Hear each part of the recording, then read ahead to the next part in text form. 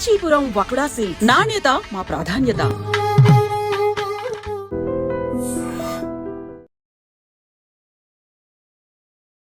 Hi guys, welcome to I dream. నేను మీ Chanakya. Betting apps. మరి ఈ బెట్టింగ్ యాప్స్ అని మనం వింటూ ఉన్నాము. మనము యూట్యూబ్లో, ఫేస్బుక్లో, ఇన్స్టాగ్రామ్లో ఎక్కడికి వెళ్ళినా కానీ మనకు ఎక్కడో చోట తారాసు పడుతూనే ఉన్నాయి మరి బెట్టింగ్ యాప్స్. మరి ఈ బెట్టింగ్ యాప్స్ని ఇంతగా ప్రమోట్ చేస్తున్న వాళ్ళ మీద ఇప్పుడు ప్రజెంట్ అయితే కేసులు పడుతున్న విషయం మనందరికీ తెలిసిందే.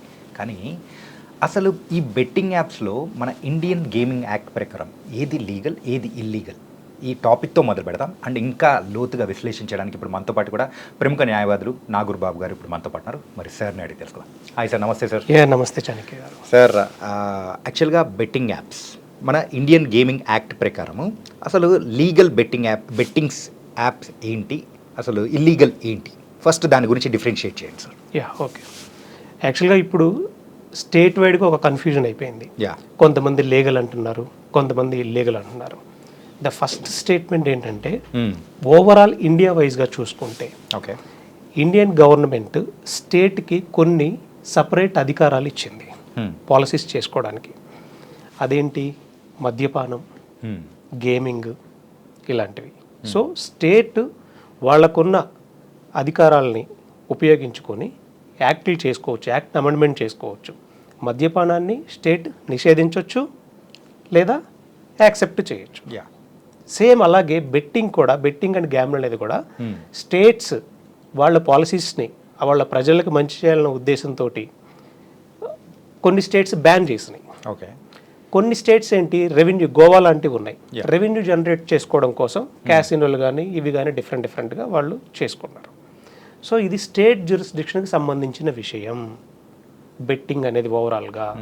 అయితే సెంట్రల్ కూడా కొన్ని రూల్స్ ఉన్నాయి. ఓకే. ఈ సెంట్రల్ ఏం చెప్తుంది, మీరు ఇండియాలో బెట్టింగ్ కంపెనీగా రిజిస్టర్ అవ్వాలి అని అంటే section 8 of ministry of corporate affairs కింద ఒక కంపెనీగా, ప్రైవేట్ లిమిటెడ్ కంపెనీగా రిజిస్టర్ అవ్వాలి. ఓకే. 30% ఇండియన్ గవర్నమెంట్కి జిఎస్టీ పే చేయాలి. నెక్స్ట్, మీరు ఒక గ్రివెన్స్ రెడ్రెసల్ మెకానిజం మెయింటైన్ చేయాలి. ఈ గ్రివెన్స్ రెడ్రెసల్ మెకానిజం ప్రకారం ఏ స్టేట్స్ అయితే బ్యాన్ చేసినాయో ఆ బ్యాన్ చేసిన స్టేట్స్లో ఈ వెబ్సైట్ ఓపెన్ చేసి మనీ యూజ్ చేసి గేమ్స్ ఆడడానికి వీల్లేదు. ఓకే, మనీ యూజ్ చేసి ఆడడానికి అంటే లీగల్ బెట్టింగ్ యాప్స్ కొండ లైట్స్. ఓకే. మీరు Dream11 కానీ ఇంకేదన్నా లీగల్ అంటే సెలబ్రిటీస్, ధోని ఇలాంటి వాళ్ళు ప్రమోట్ చేస్తూ ఉన్నారు కదా, వాళ్ళు ప్రమోట్ చేసే లీగల్ బెట్టింగ్ యాప్ని బ్యాన్ చేసిన స్టేట్లో ఓపెన్ చేస్తే ఓపెన్ అవుతుంది. కానీ మీరు మనీ పెట్టి దానిలో ఏ గేమ్ ఆడలేరు. ఓకే. మీరు లైవ్లో కావాలంటే ఒకసారి టెస్ట్ చేయండి. సో ఈ గ్రివెన్స్ రెడ్రెసల్ మెకానిజంలో దాదాపు ఒక 70 గైడ్ లైన్స్ క్లియర్గా ఇచ్చారు. ఓకే. సెంట్రల్ గవర్నమెంట్ క్లియర్గా ఇచ్చింది. ఆ గైడ్ లైన్స్ ఫాలో అయ్యేటువంటి ప్రతి కంపెనీ కూడా లీగల్ బెట్టింగ్ యాప్స్. ఇది ఇండియా వైడ్గా ఓవరాల్ పిక్చర్లో. ఓకే. కానీ పర్టికులర్గా ఆంధ్రప్రదేశ్ అండ్ తెలంగాణలో మనకి స్టేట్కి మన రూల్స్ని మార్చుకునే అధికారం ఇచ్చింది కాబట్టి గేమింగ్కి సంబంధించి తెలుగు స్టేట్స్లో బెట్టింగ్ ఎక్కువ జరిగే అవకాశాలు ఉన్నాయి, యువత పాడైపోతుందన్న ఉద్దేశంతో 2017లో తెలంగాణ గేమింగ్ అమెండ్మెంట్ యాక్ట్ ద్వారా బెట్టింగ్ని బ్యాన్ చేశారు. So completely eradicated. అది లీగల్ బెట్టింగ్ యాప్ అయినా సరే ఇక్కడ ఓపెన్ చేస్తే ఓపెన్ అవుతుంది, కానీ మీరు మనీ పెట్టి గేమ్ ఆడలేరు. అండ్ సుప్రీంకోర్టు మనకి కొన్ని గైడ్ లైన్స్ ఇచ్చింది. గేమ్ ఆఫ్ స్కిల్ అని, గేమ్ ఆఫ్ ఛాన్స్ అని. గేమ్ ఆఫ్ స్కిల్ ప్రకారం ఇప్పుడు స్కిల్ తోటి, ఇప్పుడు మీరు చెస్ ఉంది ఆన్లైన్లో మీరు ఆడొచ్చు. ఓకే. కానీ అదే చెస్ని మళ్ళీ మీరు మనీ పెట్టి ఆడలేరు. ఫ్రీ గేమ్స్ వరకు మీరు ఎనీ గేమ్ మీరు మొబైల్లో ఆన్లైన్ గేమ్స్ ఆడుకోవచ్చు. కానీ ఇప్పుడు ఇల్లీగల్ బెట్టింగ్ అని అంటున్నారుగా, దీన్ని కూడా మనం ఓవరాల్ ఇండియా వైడ్గా అప్లై చేసి చూడాలి. ఓకే. ఇల్లీగల్ బెట్టింగ్ ఏంటి, వాళ్ళు ఇండియాలో section 8 of private limited companies act కింద కానీ, లిమిటెడ్ లయబిలిటీ కంపెనీగా కానీ ఎక్కడ కూడా మినిస్ట్రీ ఆఫ్ కార్పొరేట్ అఫైర్స్ కింద రిజిస్టర్ అవ్వలేదు. ఇవన్నీ ఇల్లీగలే. ఇండియన్ గవర్నమెంట్కి జిఎస్టీ పే చేయకుండా లక్షల కోట్ల రూపాయలు భారత ఆర్థిక వ్యవస్థ మీద దెబ్బ కొడుతూ మన మనీని ఇంటర్నేషనల్ కంపెనీలు దోచుకుంటున్నారు. ఇవన్నీ ఇల్లీగలే. వీళ్ళకి ఎలాంటి గ్రివెన్స్ రెడ్రెసల్ మెకానిజం ఉండదు. గ్రివెన్స్ రెడ్రెసల్ మెకానిజం అంటే సాధారణ మనిషికి అర్థమయ్యేలా మనం ఒకసారి చూసుకుందాం. ఓకే. నేను ఇప్పుడు ఒక బెట్టింగ్ యాప్లో రిజిస్టర్ అయిన తర్వాత నాకు తెలియకుండా నా అకౌంట్లో నుంచి ఒక 10,000 రూపాయలు పోయినాయి అంటే అనుకుందాం. ఫర్ ఎగ్జాంపుల్ తెలియకుండా ఎవరైనా ఆడే వ్యక్తికి ఒక ఇల్లీగల్ బెట్టింగ్ యాప్లో తను రిజిస్టర్ అయ్యాడు, అకౌంట్లో వేసుకున్న వెంటనే ఒక 10,000 రూపాయలు పోయినాయి. ఓకే, పోతే ఇప్పుడు ఇతను ఎక్కడికి వెళ్ళాలి తెలియదు. పోలీస్ స్టేషన్కి వెళ్తే బెట్టింగ్ ఆపరేటర్ ఎక్కడ ఉంటాడు? ఫారిన్లో ఉంటారు. Okay, they are not. అందుకే ఇవన్నీ ఇల్లీగల్ బెట్టింగ్స్ అంటున్నారు. ఇండియాలో రిజిస్టర్ అవ్వలేదు అంటే ఎక్కడ రిజిస్టర్ అవ్వని? ఇవన్నీ ఫారెన్ లో ఎక్కడో రిజిస్టర్ అయినాయి, అబ్రాడ్ లో ఎక్కడో రిజిస్టర్ అయినాయి. మన ఇండియన్ పోలీసులు అబ్రాడ్ వెళ్ళి ఈ 10,000 రూపాయల కోసం అక్కడికి వెళ్ళి అరెస్ట్ చేసి తీసుకొచ్చే పరిస్థితులు ఉంటాయా? ఉండవు. కాబట్టి ఇవన్నీ ఇల్లీగల్ బెట్టింగ్ యాప్సే. దీన్నే గ్రివెన్స్ రెడ్రెసల్ మెకానిజం అంటారు. అదే లీగల్ బెట్టింగ్ యాప్ అనుకోండి, ఓవరాల్ ఇండియా వైడ్గా వాళ్ళ మెకానిజంలో క్లియర్గా 10,000 నష్టపోతే ఏ కోర్టుకు వెళ్ళాలి, ఎలా అప్రోచ్ అవ్వాలి, దాన్ని ఎలా గ్రివెన్స్ని మేనేజ్ చేసుకోవాలి అనేది క్లియర్గా గైడ్ లైన్స్లో, టర్మ్స్ అండ్ కండిషన్స్లో రాసి ఉంటుంది. అవి కంపెనీలో పలానా బొంబాయిలోనో, పూణేలోనో, హైదరాబాద్లోనో, స్టేట్లోనో సెక్షన్ 8 ఆఫ్ కంపెనీస్ యాక్ట్ కింద రిజిస్టర్ అయి ఉంటాయి, జిఎస్టీ పే చేస్తూ ఉంటాయి. అవి కూడా మన తెలంగాణ, ఆంధ్రప్రదేశ్లో ఓపెన్ చేయడానికి వీల్లేదు, మనీ పెట్టి ఆడడానికి వీల్లేదు. Is that clear? ఇది లీగల్కి ఇల్లీగల్కి ఉన్నటువంటి తేడా. బట్ కాకపోతే ఇప్పుడు మీరు ఒకటి అబ్జర్వ్ చేయండి, పరిమ్యాచ్ అని, 1xBet అని, లోటస్ 365 అని, ఇలా రకరకాల బెట్టింగ్ కంపెనీస్ అన్ని ఇండియాలో వెబ్సైట్ ఓపెన్ చేస్తే ఓపెన్ అవుతున్నాయి. అవును సార్. ఇండియా తీసేయండి, మన హైదరాబాద్లో ఇప్పుడు ఈ స్టూడియోలో కూర్చుందాం, ఒక ల్యాప్టాప్ తీసుకొని రండి, పరిమ్యాచ్ ఓపెన్ అవుతుందా లేదా? ఓపెన్ అవుతుంది. అవుతుందిగా. 1xBet ఓపెన్ అవుతుందా లేదా? అవుతుంది. మరి వీటిని ఓపెన్ అవ్వకుండా చూడాల్సిన బాధ్యత ఎవరి మీద ఉంది? గవర్నమెంట్ మీద ఉంది. గవర్నమెంట్ అంటే మన స్టేట్ గవర్నమెంట్ మీద. రైట్. మరి ఎందుకు దీన్ని ఆపలేకపోతున్నారు? ఫస్ట్ దీన్ని కూడా రూట్ కాజ్ అని కదా ఫస్ట్ ఆపాల్సింది. రూట్ కాజ్ అని కూడా ఆపి తీరాలి. ఇవన్నీ ఎక్కడ రిజిస్టర్ అయినాయి? సరే, ఈ పరిమ్యాచ్ ఎక్కడో ఒక చోట రిజిస్టర్ అయి ఉండాలిగా. పరిమ్యాచ్ కానీ, 1xBet కానీ, ఫైర్ ప్లే కానీ, మీరు ఎన్ని బెట్టింగ్ యాప్స్ అయితే ఉన్నాయో ఈ బెట్టింగ్ యాప్స్ ఆరిజిన్ ఎక్కడో తెలుసా? ఇవన్నీ కురసావో అనే కంట్రీ, చిన్న దీవి. కురసావో అనే ఒక చిన్న కంట్రీలో రిజిస్టర్ అయినాయి అవన్నీ. అక్కడ గవర్నర్, అక్కడ కేవలం 1,40,000 మంది జనాభా ఉంటారు ఆ చిన్న దీవిలో. అక్కడ గవర్నర్ ఈ గేమింగ్ లైసెన్స్ ఇస్తూ ఉన్నారనమాట. ఈ గేమింగ్ లైసెన్స్ ఇచ్చి ఆ లైసెన్స్ ద్వారా ఇండియాలో ఆపరేట్ చేస్తూ ఉన్నారు కురసావో అనే కంట్రీలో. ఇక్కడ ఒక వింత ఉంది మళ్ళీ. మీరు ఈ గేమింగ్ లైసెన్స్ ఏ దేశం అయితే ఇచ్చిందో అదే దేశంలో వాళ్ళు ఆడడానికి లేదు, ఆ దేశంలో ఉన్న ప్రజలు. ఇదేంటి విండూరం ఇదైతే? అదే మరి, మీరు కావాలంటే నేను లైవ్లో చూపిస్తా.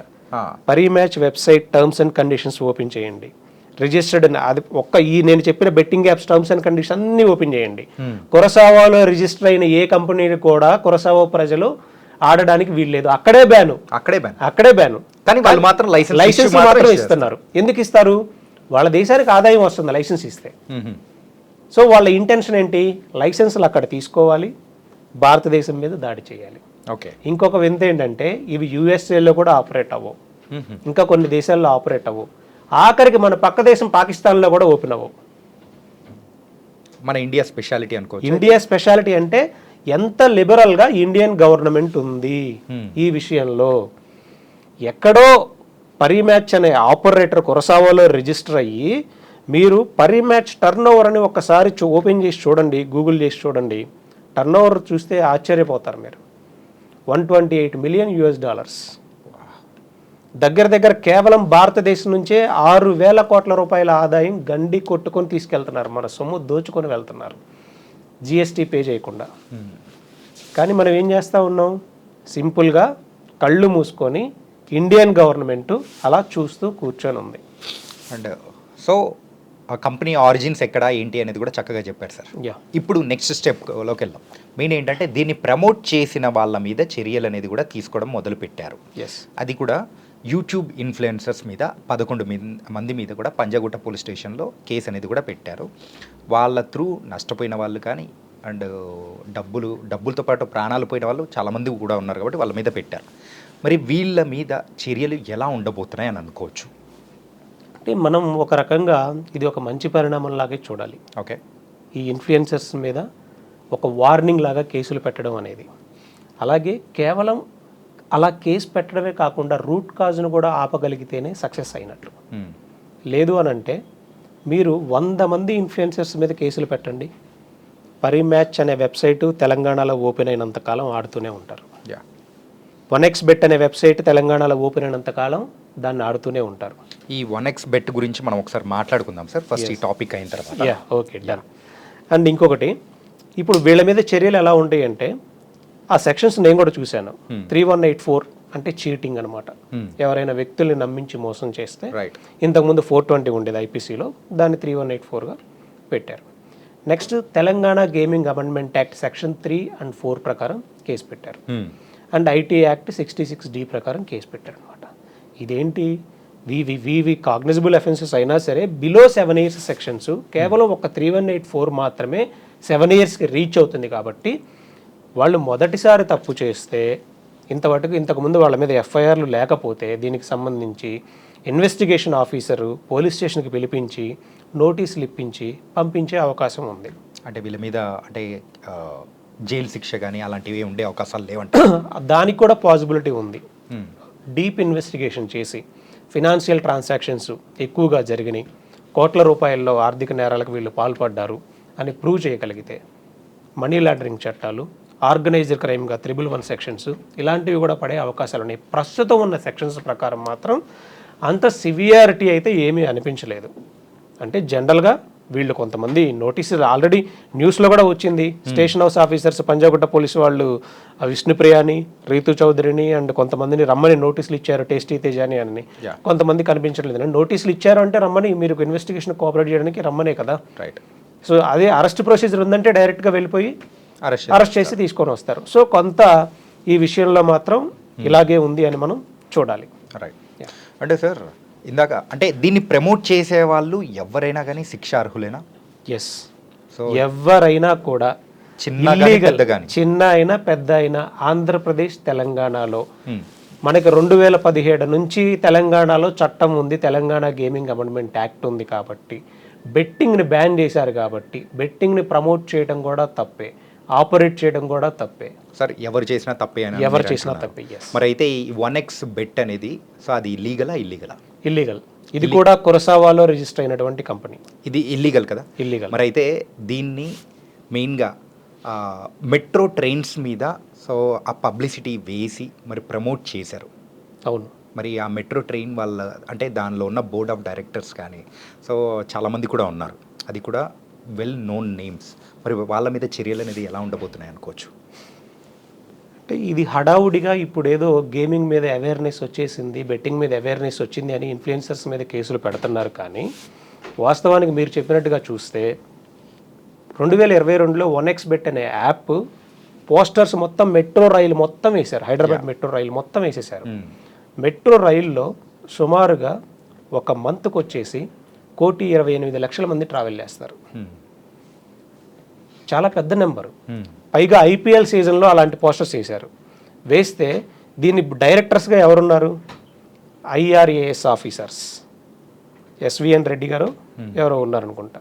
నెక్స్ట్ సాక్షాత్తు రాష్ట్ర DGP one of the director, GHMC commissioner one of the director, HMDA commissioner one of the director. 10 మంది డైరెక్టర్లు అందరూ ఐఏఎస్లు, ఐపీఎస్లే. మరి వీళ్ళు మెట్రో రైల్లో ఇల్లీగల్ బెట్టింగ్ యాప్ని ఎలా ప్రమోట్ చేశారు? అది కూడా తప్పే. వీళ్ళ మీద కూడా ఇదే Telangana gaming amendment act section 3 and 4 ప్రకారం, ఇదే 3184 చీటింగ్ ప్రకారం, ఇదే 66D ఐటీ యాక్ట్ ప్రకారం కేసు పెట్టాలి, సుమోటోగానే పెట్టాలి. ఎందుకు? డీజీపీ మీద ఎవరన్నా కేసు పెట్టే ధైర్యం చేస్తారా? లేదు. హెచ్ఎండి మెట్రో రైల్ ఎండి మీద, మేనేజింగ్ డైరెక్టర్ మీద ఎవరైనా కేసు పెట్టే ధైర్యం చేస్తారా? సో ఎవరు బాధ్యత తీసుకోవాలి? సుమోటోగా తీసుకోవాలి. లేదా ఎవరైనా వీరి మీద కేసు హైకోర్టులో పిటిషనర్ కేసు నేను వేయడానికి రెడీగా ఉన్నాను, ఎవరైనా పిటిషనర్ అప్రోచ్ అయితే డెఫినెట్గా హైకోర్టులో, తెలంగాణ హైకోర్టులో మేము రిట్ పిటిషన్ వేస్తాము. వీళ్ళ మీద కేసు పెట్టినప్పుడు ఇదే డీజీపీ మీద, ఇదే మెట్రో రైల్ ఎండి మీద, ఇదే బోర్డ్ ఆఫ్ డైరెక్టర్స్ మీద 2022లో అంటే యాక్ట్ మనకి Telangana gaming and amendment act 2017లోనే ఎన్ఫోర్స్లో ఉంది, కానీ వీళ్ళు ప్రమోట్ చేసింది 2022లో. కొంతకాలం చాలా రోజులు ప్రమోట్ చేశారు. మరి దాని మీద కూడా కేసు పెట్టాలి కదా, ఎందుకు పెట్టలేదు? చట్టం ఇన్ఫ్లుయెన్సర్స్కి, సామాన్యులకి ఒక విధంగా, పోలీస్ అధికారులకి, పెద్ద పెద్ద పదవుల్లో ఉన్న వారికి, మెట్రో రైలుకి ఏమన్నా సపరేట్ చట్టాలు ఏమన్నా ఉన్నాయా అనేది హైకోర్టులో తేల్చాల్సినటువంటి అంశం. ఇప్పుడు మీరో నేనో ఏదైనా పోలీస్ స్టేషన్కి వెళ్ళి మెట్రో రైల్ ఎండి గారి మీద లేదా ఎల్ఎన్టీ కంపెనీ మీద, ఈ బోర్డ్ ఆఫ్ డైరెక్టర్స్ మీద కేసు పెడదామంటే ఏ పోలీస్ స్టేషన్లో అయినా కేసు తీసుకుంటారా? లేదు. పాసిబిలిటీ ఉందా? లేదు. ఇంకా బెదిరించి పంపించే అవకాశాలు ఉంటాయి. సో మనకున్న ఆల్టర్నేట్ రెమెడీ ఏంటి? పిటిషనర్ ఉంటే డైరెక్ట్గా హైకోర్టులో వీళ్ళ మీద కేసు పెట్టడమే. మేము రెడీగా ఉన్నాం అడ్వకేట్స్గా, పిటిషనర్ వస్తే డెఫినెట్గా వేస్తాం. ఓకే. అంటే ఇందులో ఒక క్రైమ్ యాంగిల్ విషయానికి వచ్చేటప్పటికి, ఈ బెట్టింగ్ యాప్స్ ఎవరైతే వాడారో, సో అంటే తీసుకొని అందులో డబ్బులు నష్టపోయారు, సుమారు మన తెలుగు రాష్ట్రాల్లో 2500 మంది వరకు ఉన్నారు.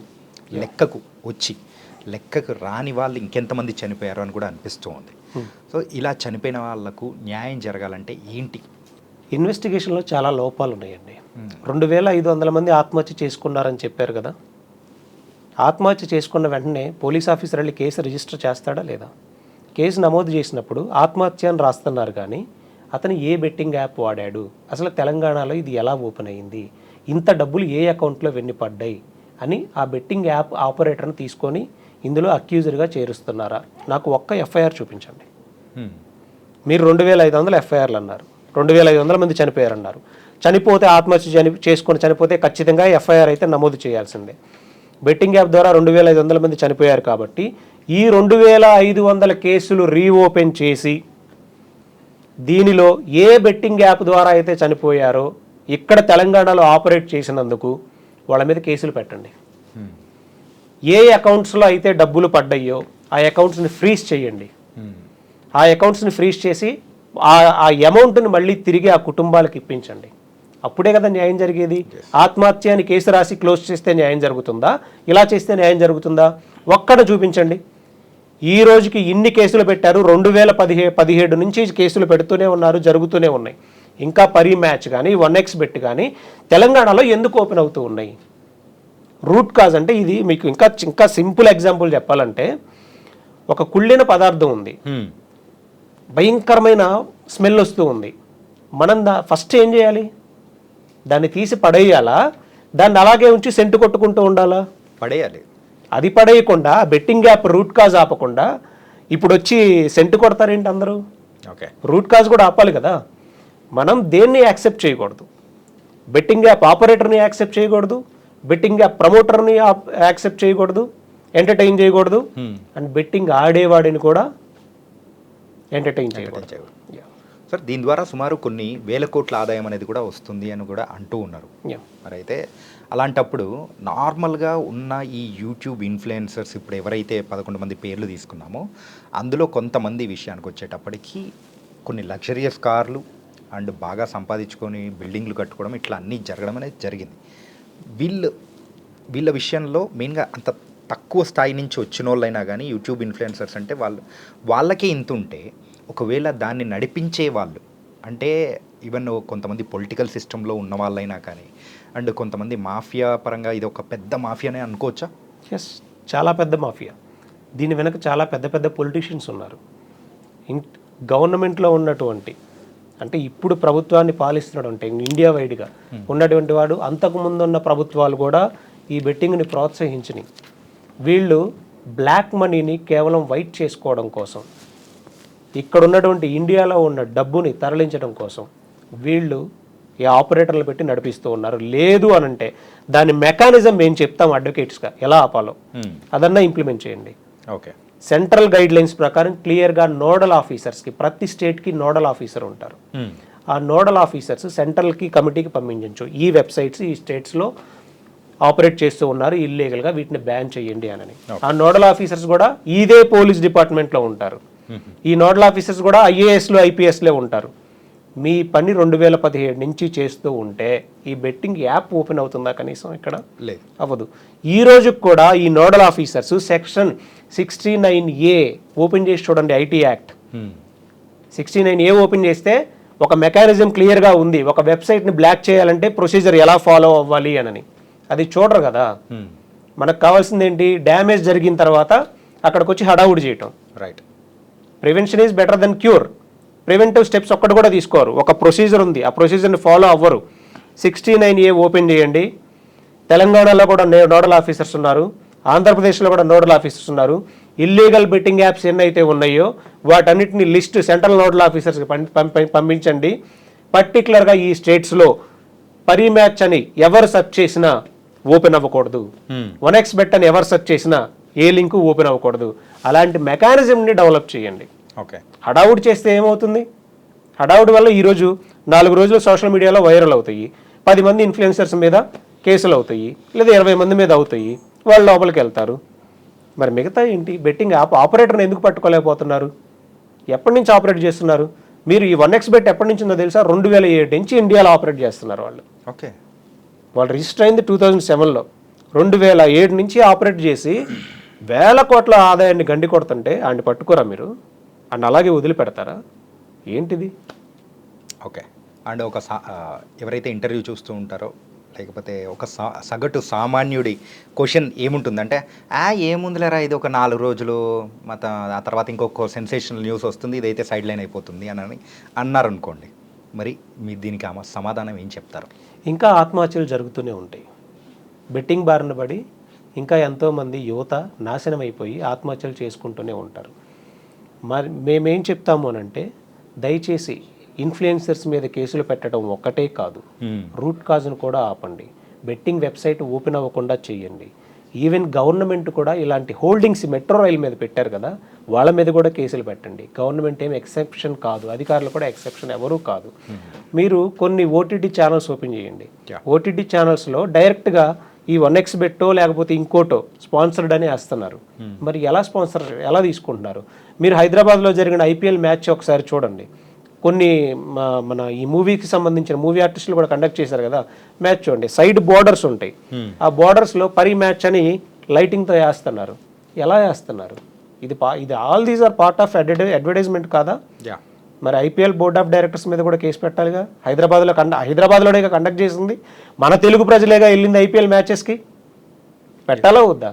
చట్టాన్ని అందరికీ సమానమే, అందరికీ వర్తించే విధంగా ఇల్లీగల్ బెట్టింగ్ యాప్స్ ద్వారా నష్టం జరుగుతుంది. కాబట్టి మనకి లీగల్ అయినా ఇల్లీగల్ అయినా తెలంగాణ ఆంధ్రప్రదేశ్లో బ్యాన్ చేశారు. కాబట్టి దయచేసి మొత్తం ఆపండి. ఏదో హడావుడి మసిబూసుకొని చేతులు అలా దులుపుకున్నట్టు చేయొద్దు. రూట్ కాజ్ను కూడా ఆపే ప్రయత్నం చేస్తేనే బెట్టింగ్ ద్వారా జరిగే ఆత్మహత్యలు ఆగుతాయి. ఓకే. అంటే ఈ బెట్టింగ్ ఆడుతున్న వాళ్ళ విషయానికి వస్తాం సార్. ఈ బెట్టింగ్ ఆడుతున్న వాళ్ళు కేవలము అబ్బాయిలు అమ్మాయిలు అందరూ ఉన్నారనమాట. కాకపోతే ఇందులో ఎక్కువ శాతము యువత కనిపిస్తుంది. ఎవరైతే 30 years లోపు ఉన్నారో, ఇంకొంతమంది అయితే ఎక్కువ శాతం వీళ్ళు కనిపిస్తున్నారు. కాబట్టి సో వాళ్ళ మీద తల్లిదండ్రుల నిఘా కానీ ఎట్లుండాలి ఏంటి అంటారు? తల్లిదండ్రుల నిఘా కన్నా కూడా ఇక్కడ ఆడే వ్యక్తులకి దురాశ బాగా పెరిగిపోతుందండి. ఈరోజు 1000 రూపాయలు ఉన్నాయనుకోండి, రేపటికి దాన్ని 10,000 చేయాలి. ఏదో ఒక మూవీ కూడా అల్లు అర్జున్ ఏదో మూవీ ఉండాలి, మీకు ఐడియా ఉండొచ్చు అనుకుంటా, జులై సినిమాలో, జులై మూవీ. సో ఆ 10,000ని మళ్ళీ ఇమీడియట్గా 1,00,000 చేయాలి. ఈజియెస్ట్ వే ఏంటి? బెట్టింగ్. బెట్టి గెలిచామంటే 10,000కి 1,00,000. రైట్. ఈ దురాశ ఉండకూడదు మనిషికి. సాధారణంగా మనం ఎంతో కష్టపడితే కానీ ఆ 1000 రూపాయలు రావు. మనం సంపాదించాలంటే డే మొత్తం కష్టపడితేనే దాన్ని సంపాదిస్తాము అనే ఆలోచన ఉండట్లేదు అనమాట. ఆఖరికి బ్యాంకులో వేసుకుంటే 1,00,000 రూపాయలు దాని FD ఎంత 6% 7% వస్తుంది. అది లీగల్గా చూసుకున్నా కానీ అంతే వస్తుంది. మరి బెట్టింగ్ యాప్ ద్వారా ఇప్పుడు బెట్టింగ్ యాప్ తయారు చేసేవాడు వీళ్ళందరికీ కోట్లు ఇవ్వడం కోసం తయారు చేస్తున్నాడా? వాడు కోట్లు దోచుకోవడానికి తయారు చేస్తున్నాడు. ఈ చిన్న లాజిక్ ఎలా మర్చిపోతున్నారు? ఇంకోటి ఏంటి, వాడు కోడ్ రాసేటప్పుడే బెట్టింగ్ ఆపరేటర్ క్లియర్గా రాస్తాడు. ముందు అలవాటు చేయడం కోసం ఇవ్వాలి. ఓకే. ఫస్ట్ మీరు కొత్త పర్సన్ అట్రాక్ట్ అయ్యాడు వచ్చాడు అనుకుంటే ఆటలోకి 1000 రూపాయలు పెట్టాడు అనుకోండి, వాడికి 10,000 వచ్చేలా చేస్తాడు. అది ఇవ్వటం ఫస్ట్ స్టార్ట్ చేస్తాడు. అడిక్షన్ వస్తున్నాయి 10,000 వచ్చి అతనికి 50,000 వచ్చేటట్టు కూడా చేస్తాడు.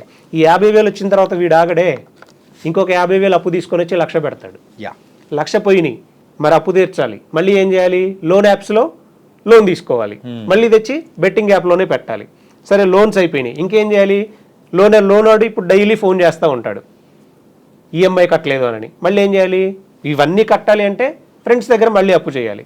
ఫ్రెండ్స్ దగ్గర అప్పు తీసుకొని వచ్చి మళ్ళీ ఇదే బెట్టింగ్ యాప్లో పెట్టాలి. ఒక్కసారి పోవడం స్టార్ట్ అయిన తర్వాత దానిలో సంపాదించడం అనేది ఉండదు. అతను ఆత్మహత్య చేసుకునే స్టేజ్కి అలాగే వెళ్తూ ఉన్నాడు. సో రూట్ కాజ్ని కూడా ఆపండి. ఈరోజు మీరు సోషల్ మీడియాలో ఎందుకు ఒక వెబ్సైట్, ఎనీ వెబ్సైట్ ఓపెన్ చేయండి, సైడ్ ఏదో ఒక యాడ్ వస్తుంది, బెట్టింగ్ యాడ్. అలాంటివి రాకుండా చేయగలిగినప్పుడే తెలంగాణ, ఆంధ్రప్రదేశ్లో యాక్ట్ ఎన్ఫోర్స్లో ఉన్నందున ఆత్మహత్యలు జరగకుండా మనం చేయగలం, డిపార్ట్మెంట్ చేయగలదు. సో యువతకైతే మనం చెప్పేది ఒకటే, బెట్టింగ్ ద్వారా ఎప్పుడు మీరు కోట్లు సంపాదించలేరు, ఉన్నది పోతండి. మీ ఇప్పటి వరకు రీసెంట్గా సాఫ్ట్వేర్ ఎంప్లాయీ వాళ్ళ ఫ్యామిలీ ఆత్మహత్య చేసుకొని చనిపోయింది. చిన్న పిల్లలకి పురుగుల మందు ఇచ్చి, భార్యకు పురుగుల మందు ఇచ్చి తను చనిపోయాడు. రోజు చూస్తూనే ఉన్నారు, ఇంకా చూస్తున్నా కానీ బెట్టింగ్లో కోట్లు వస్తాయి అనుకోనేది అవాస్తవం. దయచేసి ఎవరు ఆడొద్దని మనం చెప్పాలి. It was very nice sir.